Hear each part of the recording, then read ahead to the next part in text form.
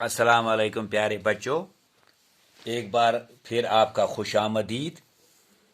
हमारा जो मौजू है श्रीनगर से कारगिल तक, इसका आज हम चौथा और आखिरी पैरा पढ़ेंगे। यहाँ जो है बोलते कारगिल में हर तरफ बेद के दरख्त नजर आते हैं। इनसे यहाँ के लोगों की ईंधन और चारा वगैरह की जरूरत पूरी हो जाती है। यानी प्यारे बच्चों, हर तरफ बेद के दरख्त हैं। इन दरख्तों से ये लकड़ी वगैरह ईंधन हासिल करते हैं, जलाने के लिए लकड़ी हासिल करते हैं, और जो इनके मवेशी होते हैं उनके लिए चारा वगैरह, पत्ते घास वगैरह हासिल होता है। इस जगह छोटे सेब, खुबानी और दूसरे फलों के साथ साथ यहाँ छोटे फल जो हैं, सेब है, खुबानी है, इन फलों के साथ साथ गेहूं की पैदावार भी होती है। यहाँ के फल छोटे भी हैं, बहुत रसदार भी होते हैं। छोटे हैं, छोटे छोटे फल हैं, लेकिन साथ में बहुत रसदार होते हैं। इस खित्ते से इस छोटे से खित्ते ज़मीन से ज़्यादा पैदावार हासिल करने की गर्ज से यहाँ अमलन साल में 2 फसलें उगाई जाती हैं। ये ठंडा इलाका है ये, लेकिन कारगिल में साल में 2 फसलें उगाई जाती हैं। हमारे यहाँ एक ही फसल होती है धान की, लेकिन वो इतना ठंडा इलाका होने के बावजूद वो फिर भी कोशिश करते हैं 2 फसलें उगाने की। गोया इलाका मुल्क से अलग थलग होने और जगराफाई वजूहात की बिना पर तालीमी और मैशी लिहाज से पसमानदा है, मगर अब जदीद तालीम की तरफ ख़ास तवज्जो दी जाने लगी है। अब ज़्यादा से ज़्यादा बच्चे स्कूल जाते हैं। अब यहाँ बहुत से तालीमी इदारे मौजूद हैं, जिनमें प्राइमरी स्कूल्स हैं, मिडिल स्कूल्स हैं, हायर सेकेंडरी स्कूल हैं। इसके अलावा डिग्री कॉलेज शामिल हैं। इसके अलावा कई स्कूल्स ख़ास तौर से लड़कियों के लिए, गर्ल्स स्कूल्स लड़कियों के लिए अलग बनाए गए हैं।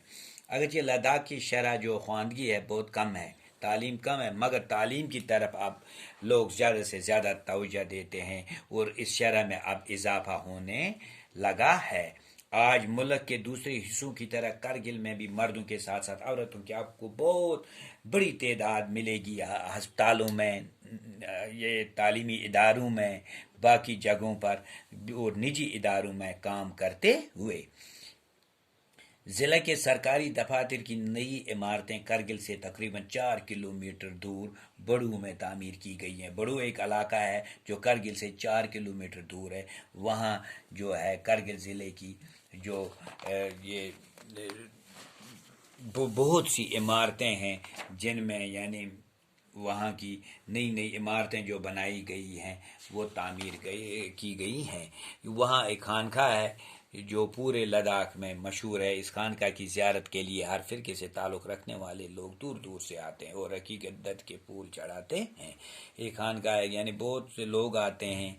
वहाँ गंपाएँ हैं, ये बुद्ध विहार हैं, मस्जिदें हैं, जहाँ लोग बहुत यानी मुख्तलिफ़ फ़िरकों के लोग आते हैं अपने अकीदत के फूल चढ़ाने।